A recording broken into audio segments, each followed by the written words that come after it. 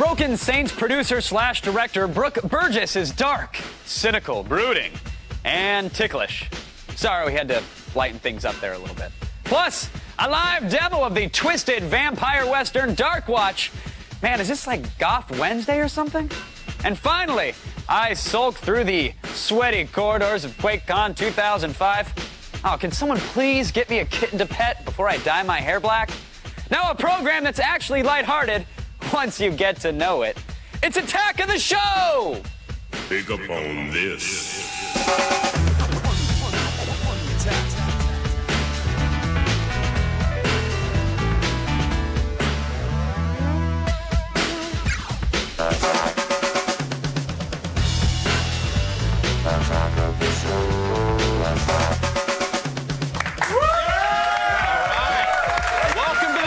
It's Nia People's Party Machine.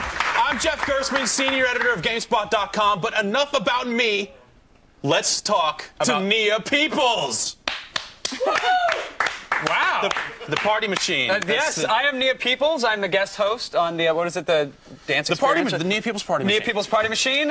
Sarah is going to start us off by serving the home audience with some wonderful breakdancing. The Party Machine, Nia Peoples was on Fame. Yeah. Yeah. Wow, I did not know that. Anyone born before 1982 would know that. Kevin. Thanks. Appreciate it. Anyway, audience what's going on, guys? What is going on? I don't know. What's going on? Making a show today. It's Wednesday. Oh. User createds, right? Yeah. Don't you normally do that? Yeah. Yes. Okay. And you're actually going to join me. Awesome. We're going to look at some user createds today. Anything else? Nah. All right, good. We've been frothing at the mouth and trying not to talk about this, but I guess it's time. We might as well. Everybody's been talking about it. People posting on the forums. Someone wrote it in the sky. Xbox 360 prices officially announced. Yes, announced in Germany, and here they are. It's $299 if you just want the 360 and a wired controller. The core. The core package. It was like the NES model that didn't come with Rob or the light gun. The core system. But if you want to drop another 100 bones, you get the one that comes with the hard drive, a wireless controller, a wireless Xbox Live headset, and yes, an Ethernet cable. Ethernet cable. Yes, the one feature that just reminds me that for an extra $100, I still don't get free Wi-Fi built in. Right, exactly.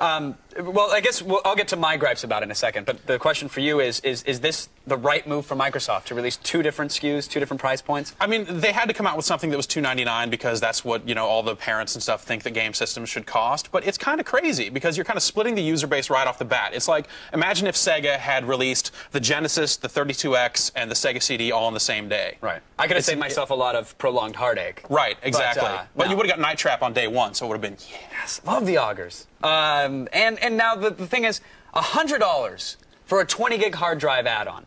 That just doesn't make sense. You can find, when we're talking about like PC terms, that's like highway robbery or something. Yeah, you can get a 200 gig removable hard drive for about $100. Yeah. As opposed to a 20 gig drive, plus $50 for a wireless controller, and then you got to probably get a rechargeable battery to put in that, and the charge and play, or else you're screwed. No more gaming marathon sessions. Exactly. A lot of it's kind of crazy, but like the real problem is that Microsoft hasn't really said what the hard drive is going to be good for yet. Right. Other than if you want to play old Xbox games, you're going to need one.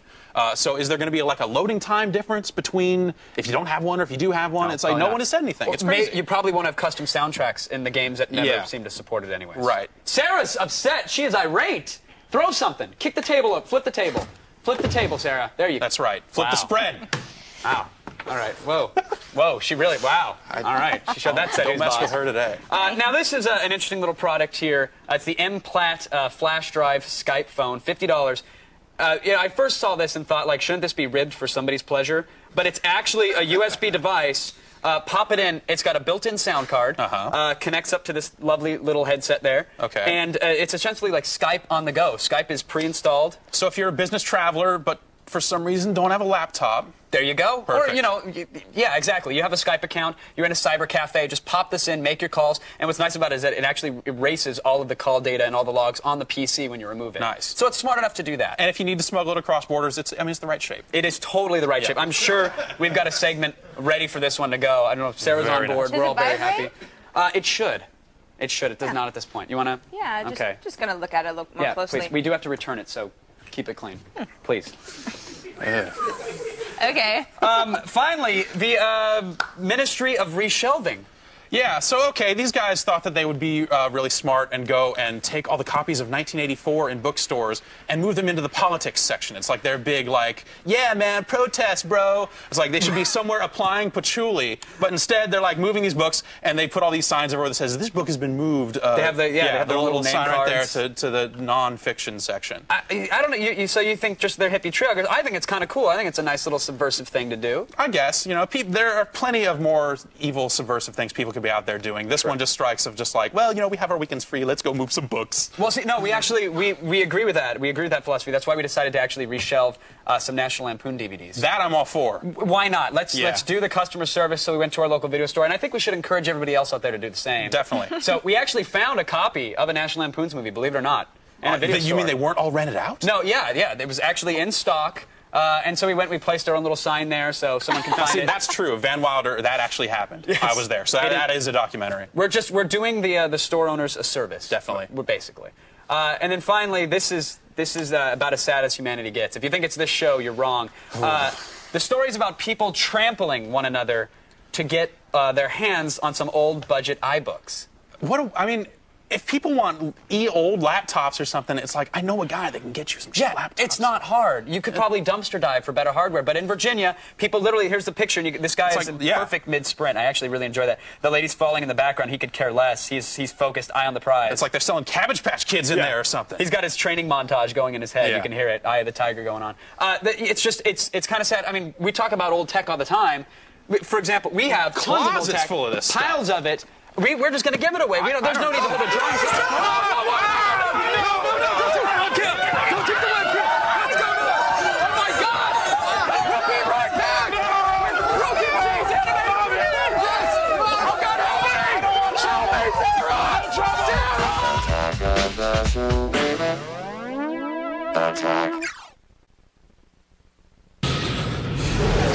The Father sent schools to consume me. They defy all reason. And he is deaf to my pleas. I beg of you, tell me why. Please.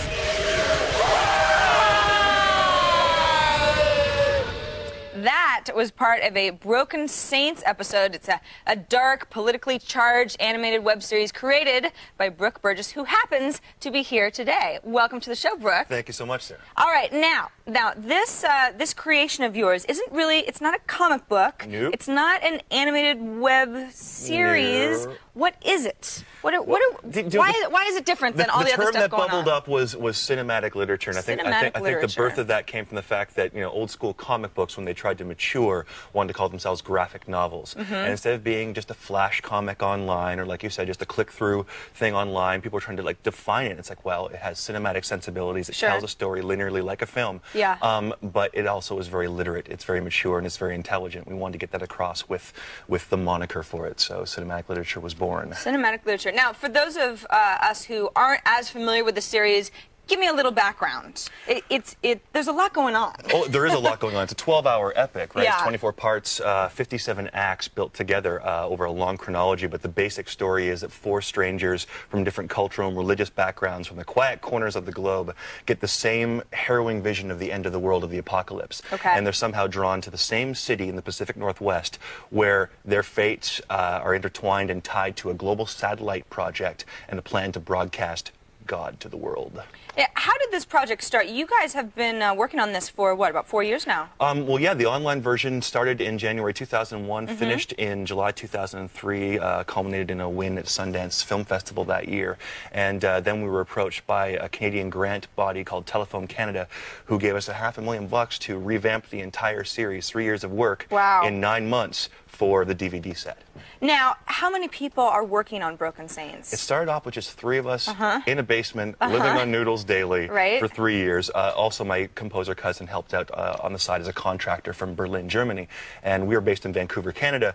But after we completed the online series and Telefilm said, hey, here's a budget, here's all the things you want to do to it, go crazy, we had to do it in 9 months. The team of 3 expanded to 60 plus 40 voiceover actors. Wow. So basically a team of 100. And now, I read somewhere on your website that you said, in part, you created Broken Saints to give the comic book world a wake-up call. What does that mean? I think that back in the 90s, any comic book fans would agree that things were getting more about surface and marketing. It was about, okay, you know, what Chrome covers can we have? Sure. What collectability do we have? They didn't care about the characters. You know, Spider-Man is a clone and this and that. It just made no sense. And I was moved by the works like Frank Miller's Dark Knight Returns and Neil Gaiman's Sandman, Alan Moore's Watchmen. Now that's a piece of work. And because these things speak to us spiritually and politically and socially, any piece of art speaks to you and makes you reevaluate your life and your place in the world. And so this was my version of a wake-up call, saying, hey, here's 3 guys working on this for free who have something to say and can touch people anywhere. They are not limited by the avenue of distribution whatsoever. This is the global phenomenon. That's an amazing approach. You don't hear that very often. You have a clip with you today. What are we going to look at? Okay, well, we're going to see one of the characters, Kamimura, the Buddhist priest from the series, and he is meditating on the loss of his temple that was burned down. He knows that there's something nefarious involved. And as he meditates, he gets trapped in a vision of this city being destroyed, and a dark force speaks to him about what's really happening behind it all. Heavy stuff. Let's take a look.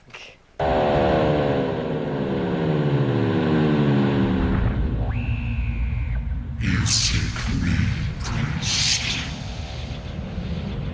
I have what you desire. The keys to Nirvana.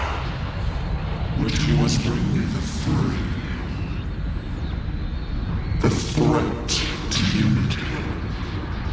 They will not perish in flames.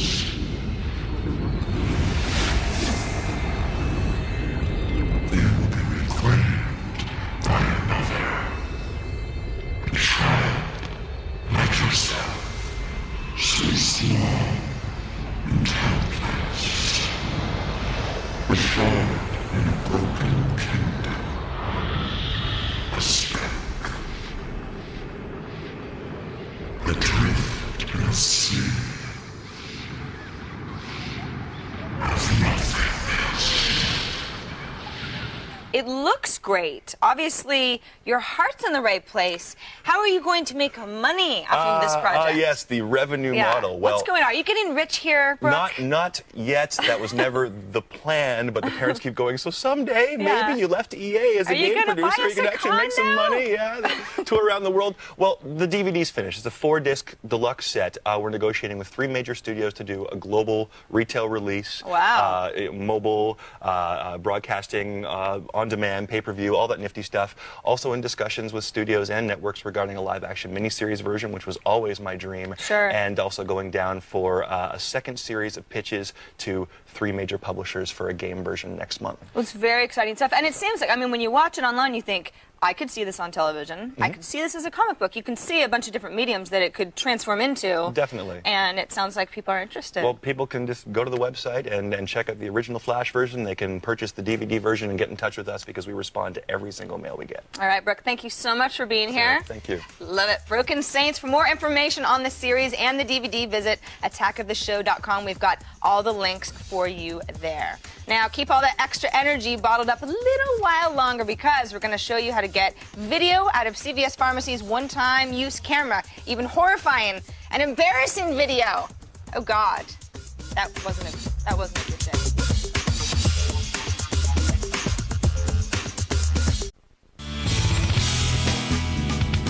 CVS Pharmacies. Let me tell you about these guys. They sell a cheap digital camcorder for $30. Not bad.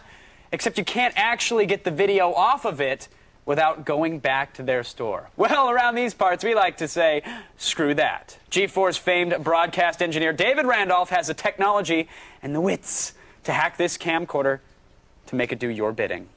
David, thank you for joining us. Thank you. Thank you for. I know you moonlight as a hardware hacker, and an excellent one at that. This is the CVS camcorder. Right, that's the one you get. Why are we hacking this thing again? Well, I don't like anything that's one use, so we want to use it as many times as possible, and it's great. A little $30 camera instead of a $400 digital camera. Why pay someone to develop something which doesn't need developing? Exactly. All right. So how are we going to hack this thing? Take us through it. What are the steps? Well, if you remove the sticker off the top of the camera, which actually says it cannot be hooked up to a computer, yep. You'll notice several pins in there that are all your USB pins, all 4 of them. And what we're going to do is we're going to go ahead and take harvest a USB connector from an old, hub or any old electronics you have laying around your house, and we're going to Dremel out a hole inside of your case. and we're going to mount the connector in there. Ah, so now has anybody actually done this? Has anybody with the CVS camcorder, to your knowledge, have they taken and actually mounted the USB connector right into the case? I don't know of anyone that's mounted a USB connector. There's some haphazard hacks to try and get it, connector in there. All right. I wanted a professional look to this. Very nice. Well, it looks very nice. Even the Attack of the Show skin looks very nice, I must say. So you mounted the USB connector. That seems like a very simple hardware hack. I got to imagine they did something software-wise, though, to stop you from being able to get videos off. Right. You're going to need a little bit of software to make this all work. The first piece of software you're going to need is libUSB, which is basically a package that lets you run the driver that we have to make. Okay, so we have to tell the driver to somehow talk to this particular camcorder? Exactly. And that libUSB comes with a little program to test it, and what it does is it gives you a VID and a PID, which is basically the serial number of the device.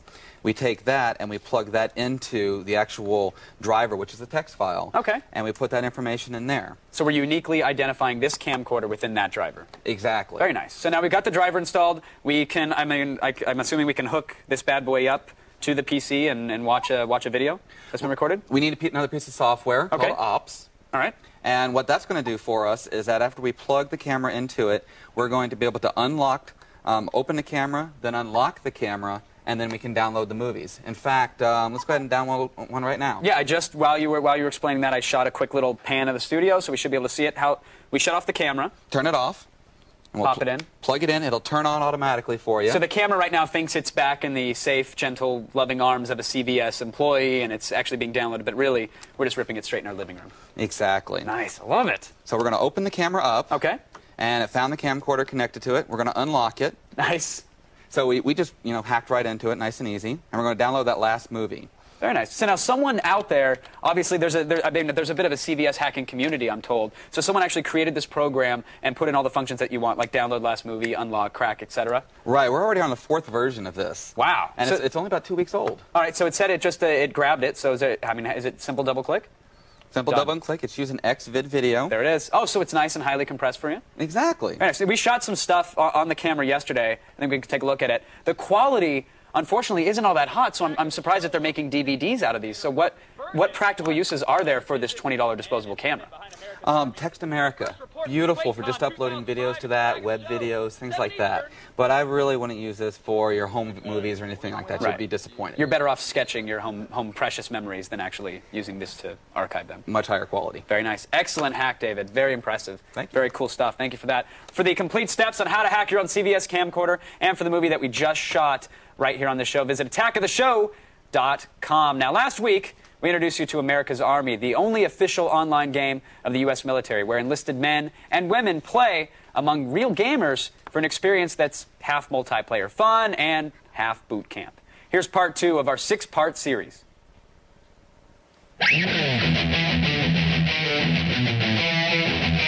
My name is Chris Roller, and I'm a Staff Sergeant in the United States Air Force. Currently, I'm stationed here at F.E. Warren Air Force Base. Oh, got him around here.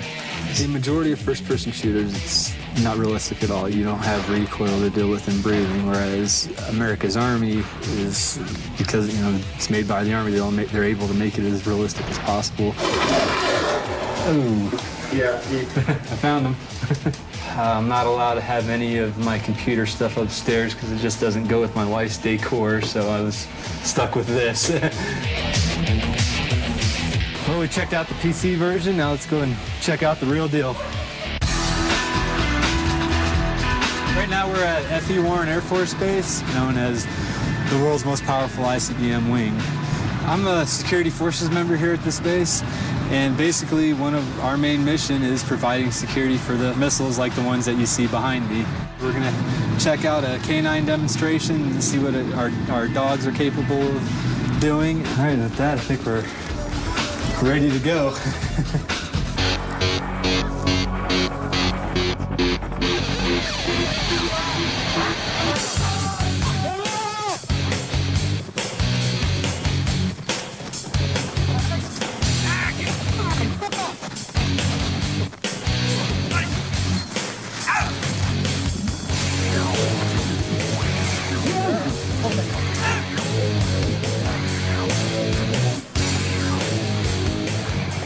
The dogs, as far as our unit's concerned, the dogs are almost considered actual members of the unit, just like any of us.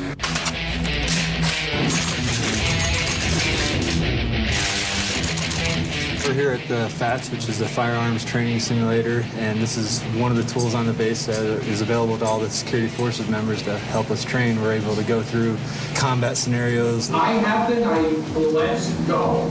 Drop the knife! Come on, come on. We had a little fun with that one. Normally you won't use a M16 to talk to somebody in a bar.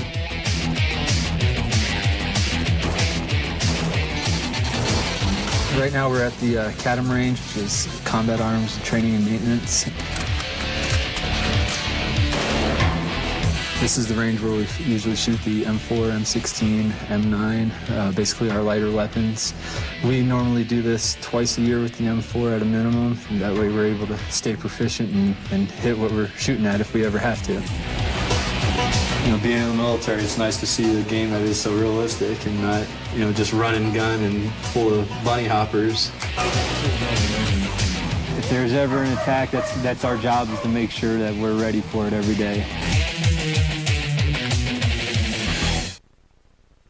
Get as much personal stuff done as you can because the feed is up next, and it waits for no man. Plus, you think I'd be in my element at QuakeCon 2005, and you'd be right. I'm finally coming to terms with that, actually.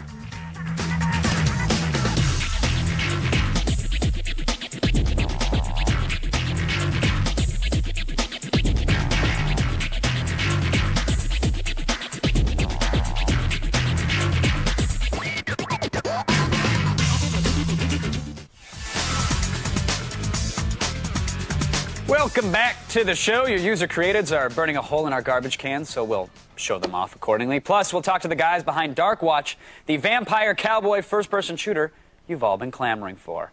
And allow me to point out that Friday's Boost mobile band is SAR, or TSAR. So what exactly is QuakeCon, you ask? Well, it's a gathering, if you will, of people who should never really be crammed together in a single location. You'll understand why after you watch this. Since 1996, 10,000 plus gamers have converged here to celebrate gaming at the Gaylord Ranch. I just totally said Gaylord. That's awesome. Where are we again? QuakeCon! Yeah, QuakeCon, that's right. Okay, now fight! Go! There was happened to be a hotel across the street from the old id offices, and some guys got together to play Quake right after it came out in 1996, and from that it's grown into something from a few dozen guys to like several thousand people.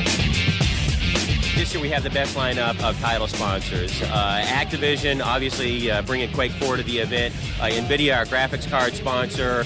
They're the guys who are who are really writing the checks for the $150,000 in prizes that we're giving. And then also Creative as our sort of sound card sponsor, and also with the Fatality Challenge. The Fatality Shootout.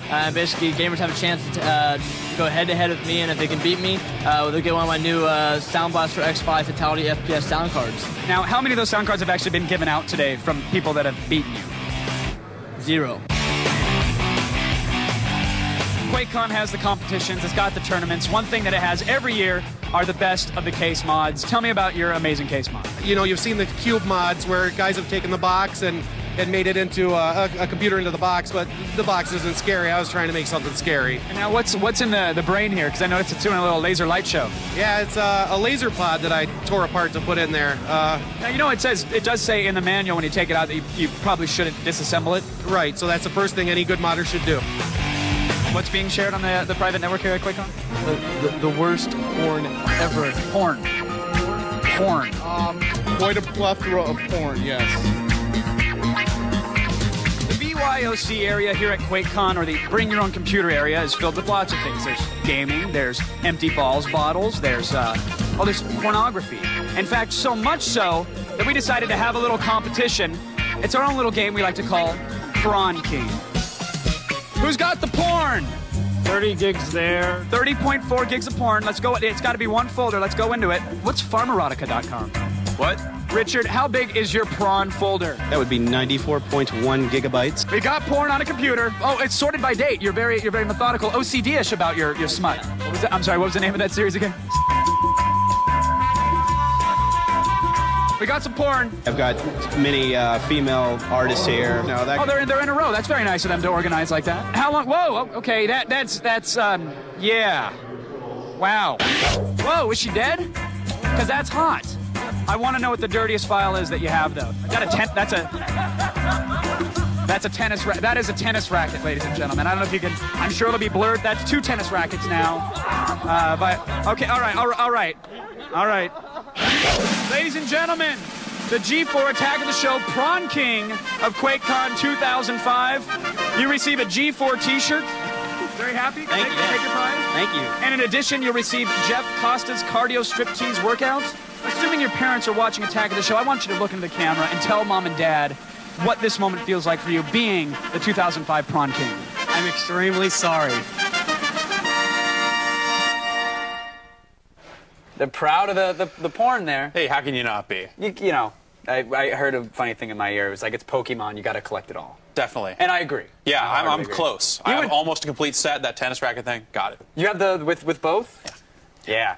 Tomorrow we'll have even more from Texas, so really, go ahead and get excited. It's good. And now, word on the street, I don't know if you heard this, Jeff, the kids are starting to call it the feed.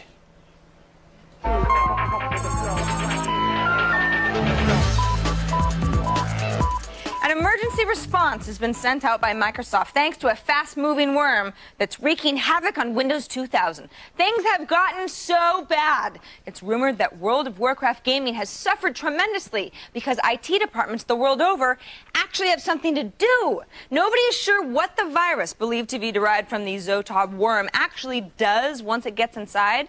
But CNN is reporting that offices on Capitol Hill were hit, as well as computers at CNN, ABC, and the New York Times, crippling the art department so they couldn't even whip up halfway decent Worm Crisis 2005 graphics. I mean, come on! How are they supposed to make something out of nothing without scary graphics? It doesn't work any other way. Now, all you Mac users out there who chuckled through the previous story, cracking jokes about the vulnerability of Windows and their constant updates, well, listen up and listen good, because Apple has just released one of its biggest update packages ever, doling out security fixes for some 44 different flaws in OS X. Hear that, Apple? Although Apple's claiming that few of the flaws are of huge concern, the update is still being considered highly critical because some of the flaws can open the door to remote attackers. In particular, the flaws in AppKit and Safari are considered the most risky. So, this could be a case of the pot calling the kettle Microsoft. Now, according to a report on CNET, one of China's largest internet portals is refusing to play your little illegal music downloading game, so it's taking its ball and going home. China's NetEase portal shut down its MP3 search service, so it can't even be remotely connected to any copyright infringing activity whatsoever, which is, it's kind of like a ski supply store removing all the ski masks from its shelves for fear of the off chance that somebody may buy one and knock off a liquor store while wearing it. NetEase will remain offline, though, until it figures out a way to offer MP3 links without the possibility of breaking copyright laws. But seeing as most digital music available in China is of the illegal kind, this is probably going to take them a while. So in the meantime, you Chinese viewers can check our show notes for more information. And finally, the San Francisco Bay Area Puppeteers Guild has apparently had their assets frozen by the Department of Homeland Security because of terrorist fears. I repeat.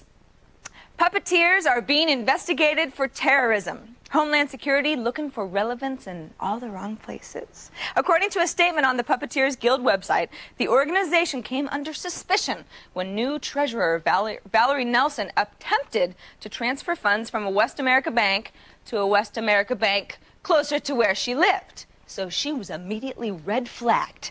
Apparently, the Department of Homeland Security believes that organizations like this one, organizations of puppets, mind you, could be a front for terrorists.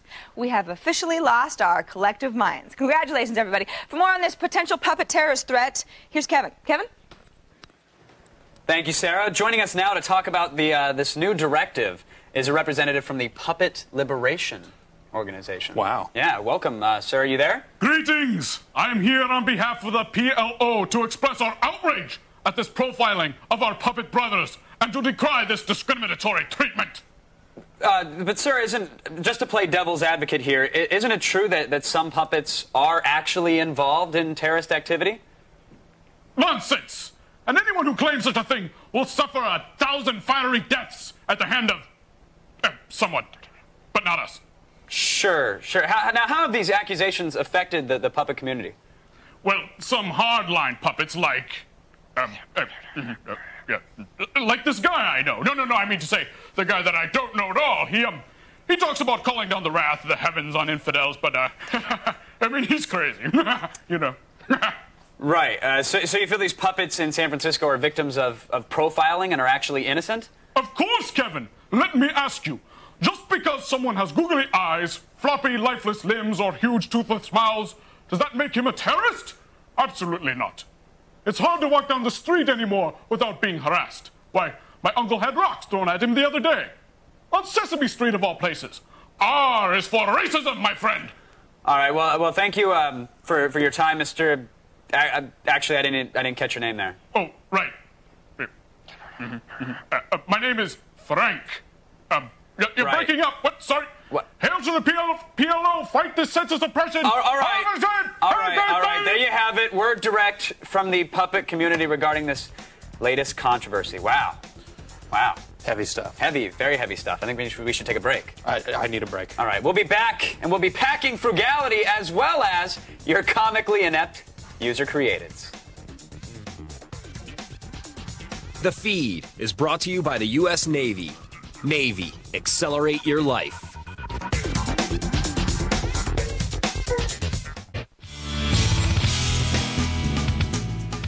In the eternal struggle between man and his money, you either practice the ways of spendthriftery or you understand the calming zen of frugality. Frugality. Who shops at brick and mortars anymore, Jeff? Nobody. Unless you need it right away. Sometimes I gotta have it. True. But Even then, I'll splurge for the overnight shipping. Yeah. It's like going outside, facing the harsh rays of the sun. Not worth it. It's uncool. The cool kids are getting their deals online like this one right here. An iPod, iTrip FM transmitter, iTunes $15 prepaid card, all for $239.99. Whoa. Shipped. $239.90. No, 9 cents. I just saved you an extra 9 cents. Oh, now I'm in. So there you go. No. There's a coupon code that we found in the Fat Wallet forums. Free Apple Fun. Again, it's going to bring it down nice and cheap. There you go. Moving right along to Staples. Earlier we talked about the price of a hard drive for the Xbox being a little on the ridiculous side. Definitely. Let's just drive it home with a 300 gig, 7,200 RPM hard drive with a 16 meg internal cache. Boom! $174.94. That helps out my gotta catch 'em all mentality a great deal. Exactly. You can house 1,300 tennis racket videos with this. Perfect. Even a couple tentacle ones, just to keep it nice and simple. Yeah, you know, and a to little help variety. out the folks at home, one final deal. We'll just keep it very simple. Clearasil products are on sale at your local, I believe it's Walgreens. They're having 50% off. Plus, there is a $2 off in this issue of the Easy Saver catalog. Plus a $1.50 manufacturer discount. Basically, it's free when you're done. Get a lovely Clearasil product for yourself. It's very handy. You're good to go. Yeah. For the gamers out there. Yeah. We appreciate it. Get all the links to the deals in our show notes at attackoftheshow.com. But now it's time for us to ask you to do something and then make fun of you for doing it. In other words, it's user-created time.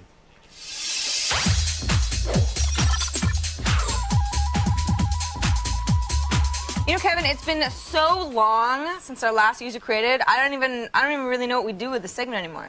We ask people to do stuff and then we make fun of it. Oh yeah, that's right. And today we're looking at the Pixar comics that we asked people to build. Oh, I don't know, a couple weeks ago. It was like 14 days ago. It was like 14 days ago. Actually, pretty good stuff. Pretty good stuff. We're going to start with one here from Marcus. He actually sent us sort of a bizarre, what did we say? Was it gnomes or gnomes? It's Gnomes. Gnomes? Gnomes comic. Gnomes comic.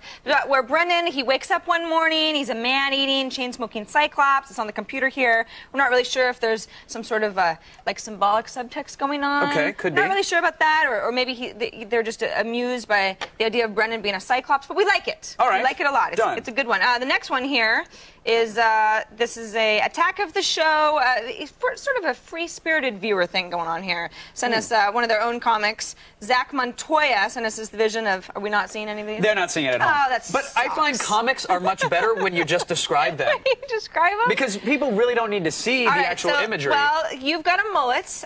Pretty cool. I've got some... Oh, wait, that was really funny. You see that right there? I'm doing that really funny thing. I love that part when you say that thing. Look at my hair. Yeah. Look at my hair, seriously. It's really good. Essentially, what we'll do is put the comics and the links online, I suppose. Yeah. Let people go view them. I think at this point we should just come back to this because these are really good. It was a really good user created this week, and these guys deserve to get their... You have a mullet, too, actually, in this comment. I'm accused of having a mullet very often. Hey, I'm a mullet kind of a girl. What am I going to say? Next week we want to hear some of the best user-created submissions because my voice is tired. Mine is, too. Yeah. I'm tired of yelling the old "it came from eBay." I'm tired of hearing it, so we want to hear your best "it came from eBay" segment in your voice. So send us the most crisp, most reverbed, artistic interpretations of our announcer voices. Yes. And the winner will be heard next week. So be sure to check our show notes for the rules. Take a closer look at some of this week's winners. By the way, we will show them at a later date. Yes, we will. Because they're good and, we suck. We hate ourselves and we want to die. Now, users break to think about what you've done.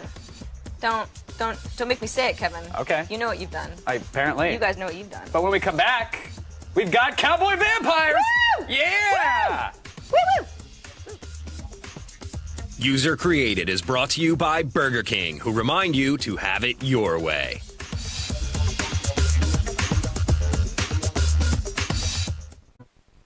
On the next attack of the show, we check out underground bike messenger races on the mean streets of Manhattan. Man, those banana seats chafe after a while, don't they? Yeah. Plus, we'll show you how to hack your way into a ROM for fun and profit. All right, it's actually just for fun, really. And QuakeCon 2005 was just too big for one segment to handle, so we've got another. That's the next attack of the show. Have your permission slips signed by a parent. All the buzz around the vampire western first-person shooter Darkwatch finally comes to a head today as it hits store shelves. Joining us from High Moon Studios is Milad Sadat, Director of Business Relations, and Matt Teager, Senior Designer Extraordinaire, to give you some final, irrefutable reasons to run out and buy it. And trample people while you're on the way to the stores, right? Absolutely. Because that's what the cool kids are doing these days. The Darkwatch, guys, first of all, congratulations. Thank you. I've been playing it nonstop the last 2 days, and I can't glow and boast about it enough around the office. It's fun, and that's most important, I think, with a video game. But I have to ask, up until the retail version, everything that I saw about this game had me a little concerned.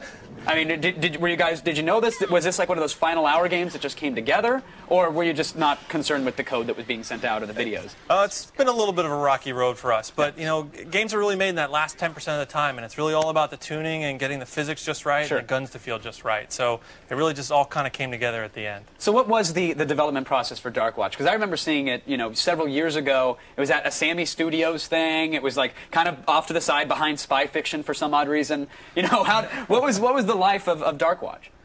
You want to take that one? Well, originally we were founded as a subsidiary of Sammy Corporation, formerly known as Sammy Studios. Went through a bit of a transition when Sammy merged with Sega. And that's when we became High Moon Studios, took the studio independent. Independence is lovely. We're going against the grain here a little bit with what's going on in the industry. And in that transition, we also needed to find a new publisher, which is now Capcom. Nice. And so, well, congrats to them for picking it up. Tell me about the Darkwatch. What is the game all about? What's the premise and the plot here? Well, it's a vampire western, so it's really a great combination of some very great western themes and some vampire themes. And what's going on is there's an underground war in the West in the 1870s, and so you get wrapped up in that. You become a half vampire, and you're kind of fighting for your soul. Right. Now, what I like is, along the way, you have the choice between good and evil. You could branch out and get these superpowers. You care to talk about that a little bit? Yeah. So, well, what's more vampire than feeding on people? So we kind of created some special spots where you feed on people and make choices, good and evil. And then what that translates to is a very light RPG system where you get new powers based on the choices that you make. Now, where's the level where it's the underground house club and there's the hot women and everybody's dancing in black leather? Is that? Did you have to cut that for time? Or? Yeah, maybe. Oh, understandable. It happens. It happens. So you're playing along now. It's traditional first-person shooter. You know, talk about developing a game like that, especially like for the PlayStation 2. That's what I've been playing it on. And normally, I think for most gamers out there, they assume, you know, first-person shooter with a DualShock immediately not worth touching. But with your game, I felt like it was fine-tuned and refined and actually controlled very well. I mean, did that take a lot of time? Absolutely. We spent an enormous amount of time on controls, and it was all about making an accessible game to the average gamer. We use this kind of catchphrase that we wanted to turn casual gamers into amazing gamers, and we wanted to turn hardcore gamers into gods. And so that's what we really drove for. Right. I feel godlike in my day-to-day basis, but I appreciate you going out of the way to make me feel that way. You know, what is the Dark Watch experience? You know, like for me, it was double jumping into rooms super high and being faced with too many enemies, and at the end of the day, being shocked that I was able to defeat them all. What is the gameplay experience you guys were going for? It's a very aggressive game. It's a short to medium range melee combat visceral experience where we really encourage that player to dive in headlong into a group of 8 skeletons, take them all out, get fueled up with health, and go for the next group that's twice as big. Nice. Now how important were the physics in this game? I think the physics are extraordinarily important because if the hits don't feel right when you shoot the guys, you're not going to have as much fun. Right. So shooting a guy in the leg and watching his feet kick out from under him, that's just a good time. Yeah, it's a brilliant game. I got to say, unfortunately we're out of time, but I can't gush enough. It's an incredible experience, and I had a lot of fun with it. Shockingly, even on the PlayStation 2. So thank you guys so much for coming on to show it off. We appreciate it. Kevin, thank you. Milad, great seeing you as well. Also, we'll be giving away some Dark Watch goodies to a few lucky chatters in our IRC chat room as well. So stick around for that plethora of good stuff. Look for Dark Watch on shelves now, along with the Dark Watch prequel comic and the Art of Dark Watch book. If that's not enough for you, then check our website or check their website at darkwatch.com. Either way, you're set. Now, don't run off to the store just yet, though, because we'll be reading some emails and chat questions from our womb-like couch in a little bit. You'll see. Sarah. Attack. All right, just a reminder, Jeff and his GameSpot cohorts have co-produced 4 new episodes of Cinematech premiering next week, Wednesday and Thursday, the 24th and the 25th at 10 p.m. Eastern, 7 Pacific. Tune in, turn on, find love. Wow.